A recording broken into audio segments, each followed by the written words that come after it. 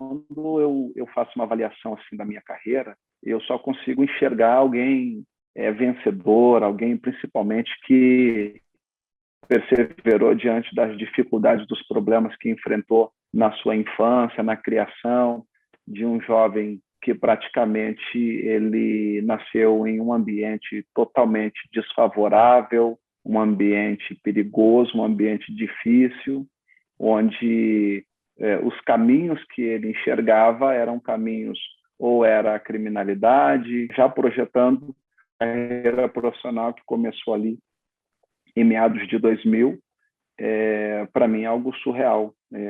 20 anos morando ali na zona norte de São Paulo, no Carandiru, de repente eu saio e eu estou sendo aplaudido por milhares de pessoas dentro de um campo de futebol, fazendo o meu primeiro gol como profissional, que foi na Portuguesa. A partir daí o clube me projeta para o cenário nacional. Pude ter a honra e a felicidade de realizar o meu sonho de jogar ao lado do cara que foi o meu maior ídolo, o meu maior referencial, que foi o Ronaldo Fenômeno, de fazer dupla com ele na seleção brasileira e depois viver o dia a dia com ele no Milan foi algo surreal para mim. É claro que a minha carreira está mais perto do fim do que do início. Tá? São 21 anos de carreira profissional e poucos conseguem chegar a esses anos assim de profissional, uma carreira profissional tão longa, né? tão longínqua como eu consegui. O meu objetivo, a minha meta de carreira são essas duas aí. Né? Atingir os 400 gols, chegar nos 800 jogos como um jogador profissional.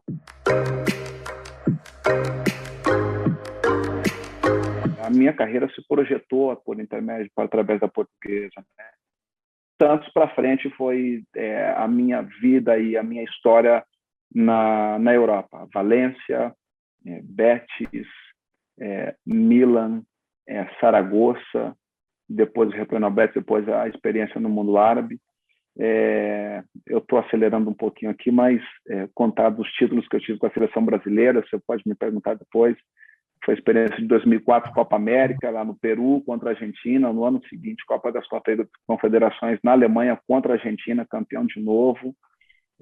Pude ter a honra e a felicidade de realizar o meu sonho de jogar ao lado do cara que foi o meu maior ídolo, o meu maior referencial, que foi o Ronaldo Fenômeno, de fazer dupla com ele na seleção brasileira e depois viver o dia a dia com ele no Milan foi algo surreal para mim.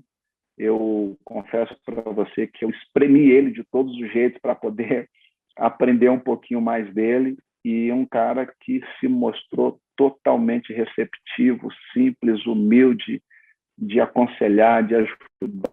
Um cara hoje que eu posso ter acesso a ele e, enfim, desfrutar também desse carinho, dessa amizade. É bem tranquilo, né? A gente não se fala a diário, né? Volta e meia a gente tá batendo um papo, porque a gente participa de alguns grupos de ex-atletas, né? De lendas do futebol mundial, não só nacional, do futebol mundial. Tem jogadores da Espanha, da Itália, Portugal. E também eu fiquei super feliz assim com o convite que o Ronaldo me fez em 2018, não sei se você vai lembrar, Guilherme, eu estava no Atlético e quando eu cheguei no Atlético em 2018 comecei a performar de uma maneira tão ótima que eu sagrei-se artilheiro do Mineiro, estava fazendo gols no Brasileiro, estava muito bem, e o Ronaldo tinha acabado de assumir o Valladolid, então ele conseguiu acesso, né? E ele entrou em contato comigo, ele me chamou e falou assim, cara, tenho acompanhado você aqui e o que você está fazendo realmente merece todo o reconhecimento pela sua performance, pelo exemplo que você dá como atleta. É difícil, eu gostaria de ter seguido e continuado com a minha carreira de jogador, né? Mas infelizmente não consegui, como você já sabe. E eu queria te fazer um convite para você vir participar comigo aqui desse projeto Valladolid. Gostaria muito de contar com você aqui. Você imagina, Guilherme, que eu não pensei duas vezes, né, cara? E não pensei mesmo. Por duas coisas. Primeiro, que era a pedido do maior ídolo meu, e que tornou-se, assim, um amigo. Depois, eu com 38 anos, quando que alguém poderia imaginar que com 38 anos jogando no futebol brasileiro, viria um clube da Europa atrás dele e falar assim, não, nós queremos que você venha para cá porque nós entendemos que você tem muito, não só para o futebol, mas também para acrescentar aqui no nosso clube. E esse pedido veio do Ronaldo, né? Então eu cheguei no... Eu lembro que eu peguei o telefone na hora, liguei para o Sérgio Sete Câmara, né? E falei, Sérgio, é o seguinte, quero ir embora. Falou assim, como assim você quer ir embora? Você tá doido? Você vai... Não tem como, você vai embora de que jeito? O pessoal vai pedir minha cabeça aqui se você sair agora, artilheiro do time, do jeito que você está jogando, acabou de chegar. Uma aposta minha, eu trouxe você para cá para um projeto, não trouxe você para cá para jogar só um ano. Eu falei, não, mas você não está me entendendo. Eu expliquei a situação para ele, né? Eu falei, cara, eu tenho a gente liberar. E eu, cara, fiquei assim chateado, né? Porque eu queria realmente ter ido para ajudar o Ronaldo nesse projeto, mas entendendo o lado do Atlético, tinha acabado de me contratar, um planejamento que foi feito, um planejamento até estratégico, né? Não poderia ser desfeito dessa maneira. Demonstraria também para a torcida e para o grupo comitê gestor um despreparo por parte dele, de repente, como justifica, contrata o jogador em poucos meses, deixa ele sair de graça, porque o Valladolid não tinha condições financeiras para fazer um aporte financeiro, né, para contar comigo. Então, eu liguei para o Ronaldo, conversei com ele diretamente, falei que, infelizmente, o Atlético não aceitaria me liberar de graça, e ele, como o orçamento dele era muito baixo, porque a ideia era permanecer na primeira divisão logo quando eles conseguiram acesso, então faz esse ano seguinte na primeira divisão, não voltando para a segunda. Se permanece na primeira divisão, obviamente que o orçamento seria diferente, melhor para o próximo ano. Mas infelizmente não se deu, mas ficou todo esse carinho, ficou toda essa amizade, ficou toda essa admiração, todo esse respeito.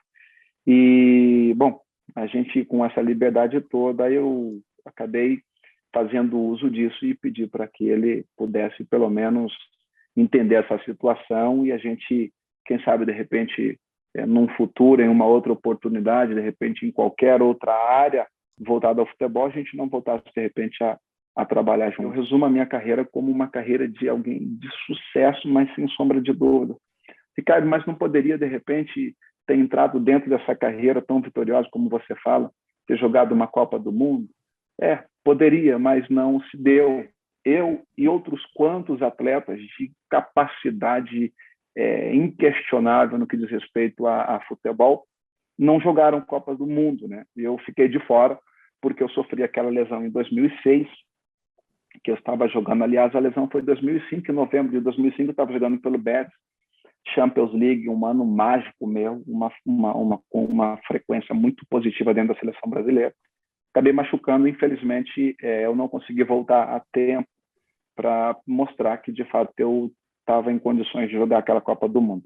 Mas não lamento, de fato, eu não lamento ter vivido o ambiente da seleção, foi incrível, seria um sonho poder jogar uma Copa do Mundo, mas eu nem sonhava em ser um jogador profissional de futebol. Para quem conquistou tudo isso que eu acabei de falar para você mais um pouquinho, eu acho que não se dá em nenhum momento da minha carreira pensar que ficou faltando alguma coisa. Cara, tem gente, viu? Vou falar para você que tem Rui Costa, que hoje é presidente lá do Benfica.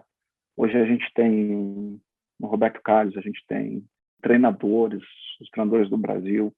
É um grupo bem seleto que a gente troca muitas informações, e o que é interessante é que é um grupo em que a gente vai dividindo conhecimento, a gente vai vendo a área que cada um está atuando, a gente vê que, poxa, está todo mundo, de fato, se reciclando, buscando novos objetivos na carreira, e isso é muito legal, né, cara? A gente poder estar tendo contato com isso. A gente tem, poxa, inúmeros, a gente tem Zico, enfim, e é bem legal porque a gente tem acesso a esses caras, e eu, claro, acabo até me sentindo muito honrado assim, de fazer parte desse grupo, porque a gente está ali constantemente trocando ideia, batendo papo, dando risada, aquela famosa resenha do futebol que tem. Isso é bem saudável, bem bacana. Sem sombra de dúvidas, eu tenho ainda objetivos claros, né, na minha carreira profissional, ainda como atleta profissional. Apesar apesar de não ter atuado nesse segundo semestre desse ano, foi devido a uma opção minha, pelo fato de não ter encontrado um projeto interessante para jogar e, claro, um projeto que pelo menos me seduzisse no sentido de, olha, nós temos essa ambição neste ano, um projeto ambicioso, ao mesmo tempo iremos te proporcionar uma condição de você realizar o seu objetivo pessoal. Esse é um dos meus principais objetivos, né? Atingir a marca dos 400 gols, os 800 jogos na carreira, e tudo isso depende, né, Guilherme? Tudo isso depende de como é que eu vou estar fisicamente, animicamente. Eu acho que eu sempre falei isso daí, não dá para você pôr um limite até onde você vai, porque quando você faz, você acaba de alguma maneira se condicionando para isso, você tira o pé do acelerador, você não dá o melhor, você não vai mais um pouquinho. É claro que a minha carreira está mais perto do fim do que do início. Tá? São 21 anos de carreira profissional e poucos conseguem chegar a esses anos assim de profissional, uma carreira profissional tão longa, né? tão longínqua como eu consegui. E você poder estar disputando em alto nível também é importante, né? Eu acho que é uma coisa que eu sempre prezei também, estar no alto nível, estar sempre se cobrando, estar sempre indo para projetos desafiadores, onde você pode se reinventar a cada ano. Então, pelo menos o meu objetivo, a minha meta de carreira são essas duas aí, né? Atingir os 400 gols, chegar nos 800 jogos como um jogador profissional. Eu poderia me reportar assim, para alguns jogos que realmente me marcaram, vestindo a camisa da seleção brasileira, nas oportunidades que eu fui titular e que fiz gols, jogando pelo Valência, naquela campanha maravilhosa que quebrou a hegemonia do Real Madrid, do Barcelona, na temporada 2003-2004, em que eu fiz gol importantíssimo no Camp Nou, que nós ganhamos de 1-0, gol meu. A minha estreia pelo Valência contra o Real Madrid no troféu Naranja, né, que é muito popular lá em Valência, em que eu estreio e faço gol nesse jogo. Eu poderia ir para o Betis também, onde eu fiz gols importantes contra o Real Madrid, contra o Barcelona, um gol importante na final da Copa do Rei também, em que nós sagramos campeões naquele ano. Mas eu poderia ir para jogos do São Paulo, para jogos do Santos, mas eu vou ficar com o meu primeiro gol como profissional pela Portuguesa, Guilherme. Nada se compara a essa sensação. Por quê? Porque há poucos anos atrás, eu estava morando ainda lá no Carandiru. Eu estava exatamente há 3 anos aí lutando e correndo atrás do meu sonho. Depois de tanto cair, de tanto levantar, de tanto cair de novo e perseverar na busca desse sonho, eu recebi uma palavra que, de fato, fez com que eu falasse, olha, acabou, chega futebol. Foi quando eu fui dispensado do Corinthians, né? Eu já estava com 19 anos. Então, eu saí com 19 anos e falei, agora para o futebol, não vou jogar mais bola. E fiquei brincando na várzea como eu sempre jogava. Até que veio a palavra da minha mãe e falou, não, você vai continuar mais um pouquinho. Aí na várzea mesmo, um cara conseguiu arrumar um teste para mim na Portuguesa. Fui para a Portuguesa em julho de 99. Já estava com 19 anos, prestes a completar 20. Com tão pouco tempo no clube, em 2000, eu estreio como profissional. E em 2000, eu estreio pela Copa João Avelange, no Canindé, contra o Sport de Recife. Mas por que me marca tanto esse gol? Porque nós fizemos um treino na sexta-feira contra o profissional e o Lula Pereira era o treinador. Eu peguei uma bola no meio-campo defensivo nosso, eu recebi a bola do companheiro. Quando eu domino essa bola, eu olho e o gol estava muito longe, o campo estava muito longe, sabe? Aí eu falei, agora, é a minha oportunidade. Peguei e fui encarando o zagueiro, fui driblando. Eu sei que naquele momento eu driblei todo mundo ali e fiz o gol. Quando eu faço o gol, o Lula me chamou me tirou do treino e me chamou e falou assim: eu não sabia de você aqui. Eu preciso de você para o jogo de domingo. Como é que você está aí e não está aqui? Aí eu falei para ele: olha, eu cheguei faz pouco tempo e eu não sou profissional ainda. Ele falou: mas como assim você não é profissional? Eu falei: não sou amador ainda. Ele falou: sai do jogo, sai do treino. Me tirou do treino. Chamou o Ameriquim, que eu me lembro, que era o Ameriquim. Ele falou assim: olha, vai, tira ele, eu quero que faça um contrato profissional dele, porque eu quero ir para o jogo de domingo. Isso na sexta. Tirou eu, chamei minha mãe, pegamos contrato, assinamos. No sábado eu fui, treinei, e ele me levou concentrado, porque ele queria contar comigo. Só que eu dependia muito do registro no BID, né?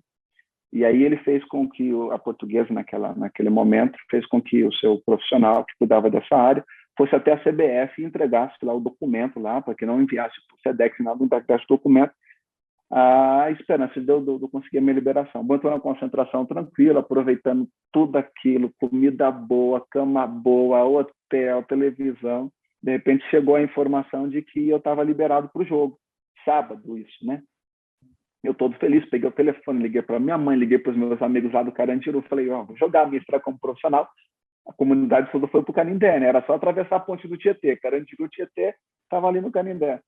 E chegou no domingo, eu tô lá, vivendo toda aquela expectativa, cheguei, olhei na arquibancada, todo mundo ali surreal, não acreditava que estava acontecendo isso comigo. 27 minutos do segundo tempo, o Lula me chama, me coloca no jogo, com 28 minutos, eu toco a primeira bola e eu faço o gol. E a gente ganha de 1-0. A partir daí, tudo começou a acontecer na minha vida. Tudo mudou a partir desse gol. Então, como eu pontuei alguns gols importantes na minha carreira, eu tenho aqui comigo vários, mas esse foi o primeiro. E depois desse veio mais 383 gols, né? Foi o que muito abriu a gol. porteira para mim. São muitos gols, né? E então, esse para mim é o gol mais importante. Do Carandiru ao Palácio é a minha primeira obra assim, que eu estou lançando agora, né? O meu livro. É algo que me fez chorar muito aqui dentro dessa sala que você está vendo, porque foi daqui que veio os flashbacks da infância, foi dos livros que veio também algumas sacadas assim do que a gente vai dividir, mas em suma toda a minha história ela se resume praticamente metade dentro do Carandiru e metade dela fora do Carandiru. 20 anos dentro do Carandiru, onde eu não escolhi nascer dentro desse contexto pobre, de dificuldade, de drogas, de criminalidade, de escassez, de fome, de perder tudo que a gente tinha de mais precioso de valor, que era o nosso barraquinho construído.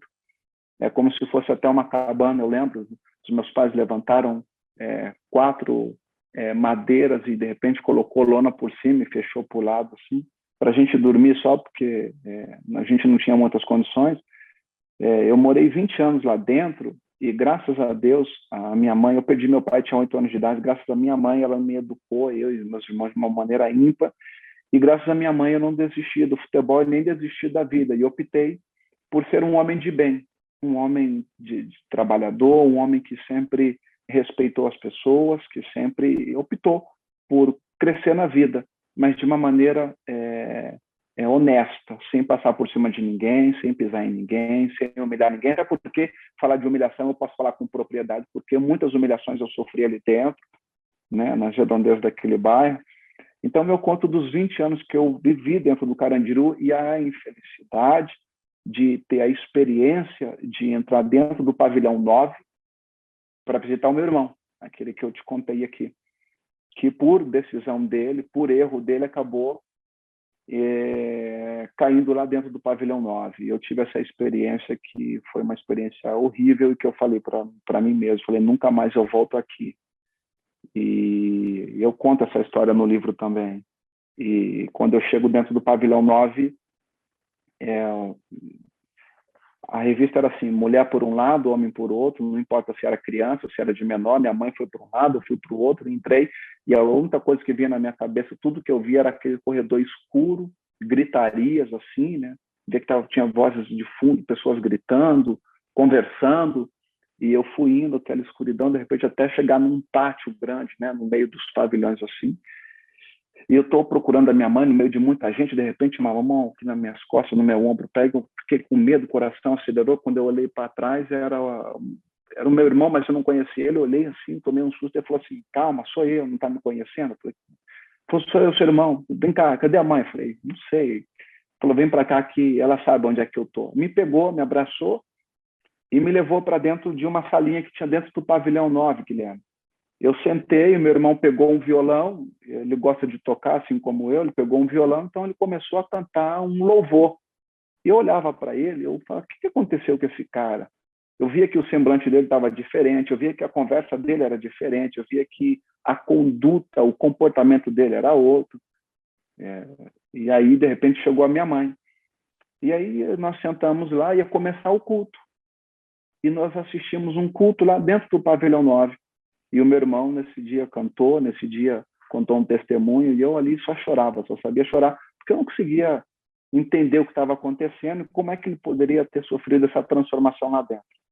Bom, 20 anos foi essa experiência que acaba se consumando nesse livro que eu estou lançando agora, em novembro. Então, os 20 anos do Carandiru, o nome do livro é exatamente isso, né? Do Carandiru ao Palácio, passei 20 anos, metade da minha vida, eu estou com 41 hoje, metade da minha vida eu passei lá dentro do Carandiru. Tem inúmeras histórias que no livro eu vou contar. E 20 anos dela, eu vivo algo surreal, o sucesso na minha carreira profissional. E dentro dessa nova etapa, desse segundo tempo da vida do Ricardo Oliveira, ele tem a experiência do Palácio, onde eu entrei no Palácio Real da Espanha para cumprimentar o Juan Carlos I, o rei da Espanha na época, e hoje ele é rei emérito, né, no país. E eu tive essa experiência de entrar no Palácio depois de ter ganho o Campeonato Espanhol com Valência e a Copa da UEFA naquele mesmo ano, o doblete histórico do Valência, né? Então nós fomos convidados para ir até o Palácio Real e cumprimentar o rei, né? Então eu tive uma experiência com o Juan Carlos nesse dia, em que ele aperta minhas mãos, e o protocolo era, olha, não pode levar celular, na época não tinha tanto, não era tão forte como tem hoje, né? Não pode pesar o rei, não pode estender as mãos para o rei se o rei antes não estender para você. Não se detenha muito tempo com ele, não pergunta, não fala nada, só responde o que ele te perguntar. De repente o rei vem, pega na minha mão, segura minha mão, me chama pelo meu nome, fala que está muito feliz de estar me recebendo ali no palácio dele, e que eu tenho feito um grande trabalho, que ele desejava para mim muito sucesso na minha etapa e que estava feliz pelo que eu vinha fazendo, né, no meu início na Espanha. E aí quebrou um pouquinho o protocolo, né? E depois os amigos perguntaram por que você ficou tanto tempo. Eu só resumi o que eu acabei de falar aqui, que ele foi me perguntando, as palavras que ele me falou. Esse é o Palácio, né? Saí do Carandiru, fui para o Palácio. E depois tive a outra experiência, já em 99, que eu fui para lá, para os Emirados Árabes, mas foi em 2011, 12, que eu tive a experiência do Palácio também, só que nos Emirados Árabes, agora, com o Sheikh Mansour, que é o dono do Manchester City, de outros clubes que ele tem espalhado aí pelo mundo, e que eu tive a oportunidade também de estar no Palácio Árabe, né? Então, eu acabei juntando essas duas etapas da minha vida, essas experiências que me marcaram, os 20 anos no Carandiru. Eu só fui sair do Carandiru com quase 20 anos, quando a portuguesa me tirou de lá e alugou um apartamento no Alto de Santana para eu morar. E esses outros 20 anos da carreira profissional, essas experiências todas que eu acabei de contar aqui para você. Eu sempre gostei assim de você sair bem, deixar portas abertas, de você fazer relacionamentos, né? Poxa, trabalho é trabalho, né? Eu entendo perfeitamente que as coisas mudam, o futebol ele é muito dinâmico, né? A minha passagem pelo Atlético foi maravilhosa, assim, para mim, marcou muito a minha carreira. Eu só tinha sentido, assim, as vaias da torcida do Atlético quando eu ia jogar contra, quando eu fazia gols contra o Atlético, né? Mas eu também, depois vestindo a camisa do Atlético, Eu ouvi os gritos de incentivo, de apoio, ouvi a torcida gritando gols que eu fiz importantes ali pelo clube. Eu senti as vaias também da torcida, porque isso é o que move o futebol, é a paixão do torcedor, e é super válido. A única coisa negativa que aconteceu foi nesse ponto em que a retomada depois, né, da pandemia, né, quando voltou aos treinos, da forma que eu fui tratado, né? Isso de fato me decepcionou. As pessoas, né, me decepcionaram, porque profissional você tem que tratar ele como profissional. Aprendi isso. Quando você lida com um profissional, trate-o como profissional. E eu levo isso ao pé da letra, Guilherme. Sou profissional ao extremo. Dei o meu melhor, bem ou mal, mas eu dei o meu melhor. Confesso para você que tive uma proposta na mesa do Santos e do São Paulo. E o Sérgio Sete Câmara, ele falou para mim: Ricardo, eu preciso dar uma resposta para a imprensa. Eu preciso dar uma resposta para a imprensa. O que eu falo? Falei: presidente, fala que eu vou ficar. Eu vou ficar. É isso que você quer? Falou: preciso que você fique. Eu trouxe você para cá para um projeto. Eu não trouxe você para cá para um ano. Trouxe você para cá para um projeto. Eu falei: então, você me trouxe para um projeto. Eu assinei um contrato de 2 anos. Após você não me vender, deixar eu sair para o Real Valladolid, para o time do Ronaldo, você me compensou me dando mais um ano. Eu aceitei esse projeto. Então, seja, foi tratado, foi falado, foi olhado no olho, foi assinado. E depois da pós-pandemia, na retomada, o pós-pandemia não, na retomada, né, naquele período de grupos intercalados, eu ser tratado do jeito que eu fui tratado, então me decepcionaram os profissionais que me trataram desse jeito. Eu esperei o máximo, esperei meses se a gente poderia chegar em um acordo, e não foi possível. Até que não me deram outra opção a não ser entrar na justiça. E aí o presidente atual, o Sérgio, né, também, né? Isso. Ele, cara, nós fizemos uma videoconferência aqui, eu, meus advogados, ele aí, mais alguns membros da diretoria. Me tratou super bem. Eu falei para ele que nunca foi a minha intenção prejudicar o clube, mas que infelizmente não me deram outra opção e eu estava dentro dos meus direitos, não estava pedindo nada mais do que era meu. E ele falou: não, nós vamos resolver isso daqui, você consegue nos ajudar dessa forma? Assim foi a palavra dele: você consegue nos ajudar dessa forma? Eu falei: dessa forma eu não consigo, mas dessa eu consigo. Ele falou: não, mas dessa então também, de qualquer forma você vai estar ajudando. Chegamos num acordo, foi homologado isso daí, e eles estão cumprindo comigo. E fica aqui o sentimento de gratidão, de carinho pelo clube, de respeito e admiração pela sua torcida, pela sua grandeza, pelo privilégio de ter vestido a camisa do Atlético, e também a torcida para que o Atlético consiga o título de campeão brasileiro, porque eu acredito que está merecendo. Com exceção de hoje, deixa eu colocar um pouquinho de sentimento também, porque eu tenho um carinho enorme pelo Santos, que hoje o Atlético não ganha esse jogo, que o Santos está precisando também. Mas, brincadeiras à parte, assim, eu tenho um carinho muito especial pelo clube.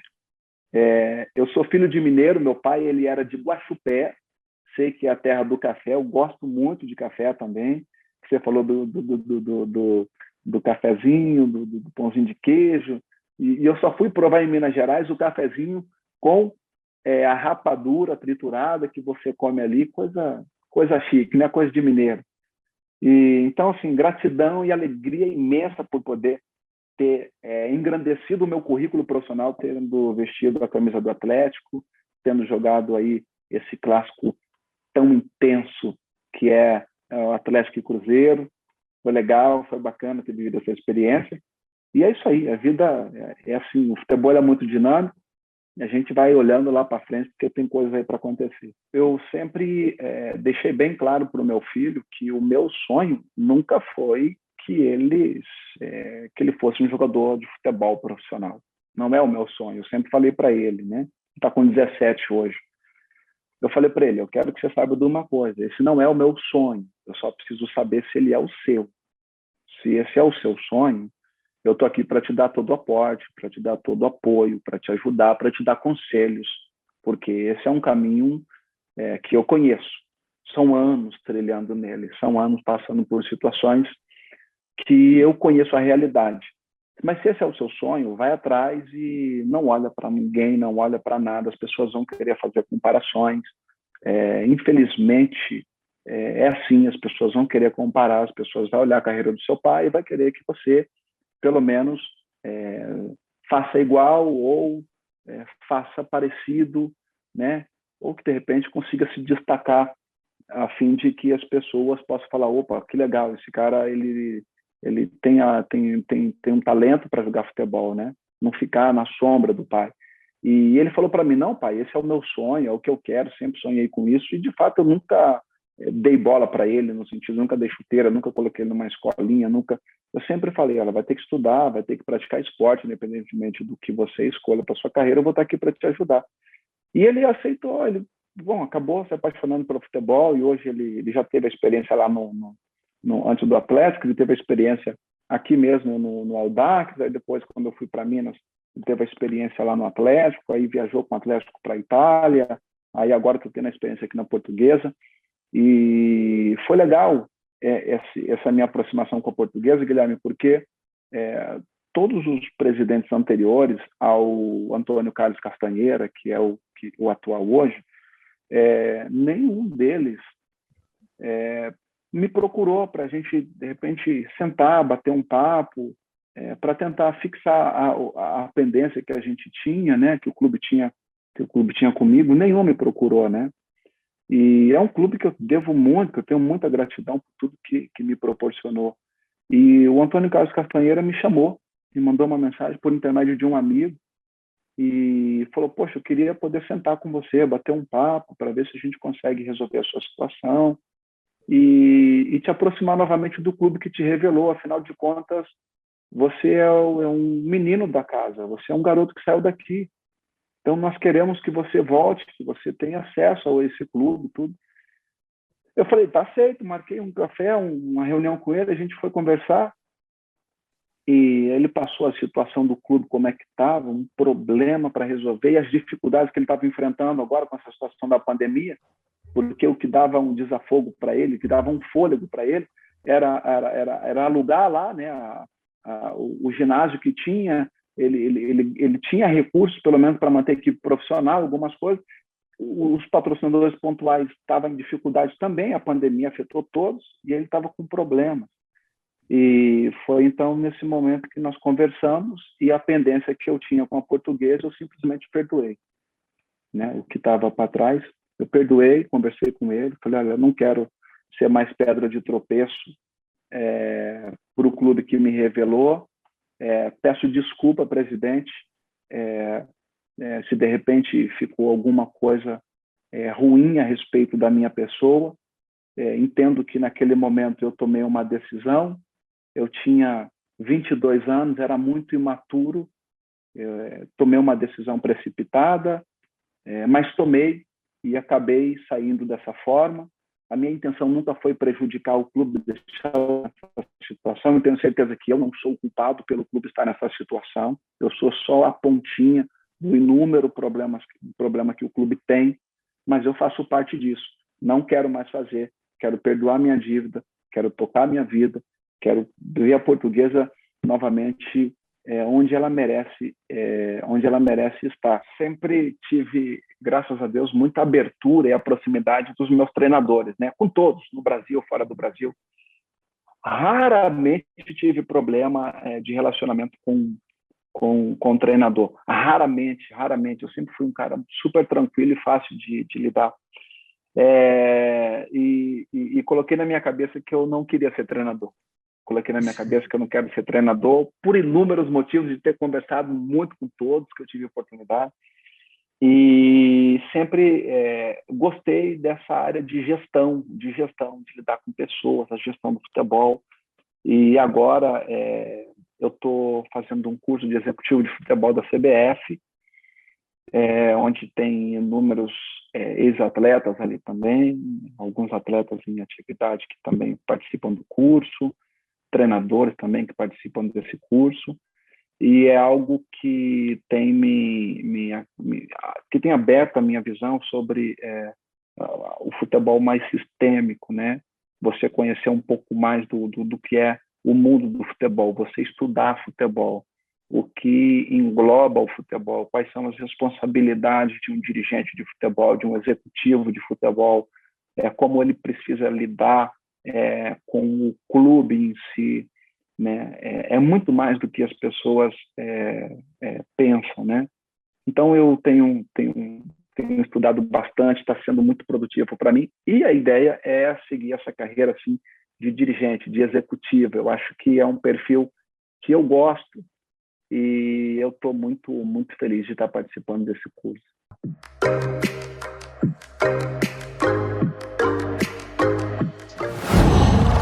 Qual?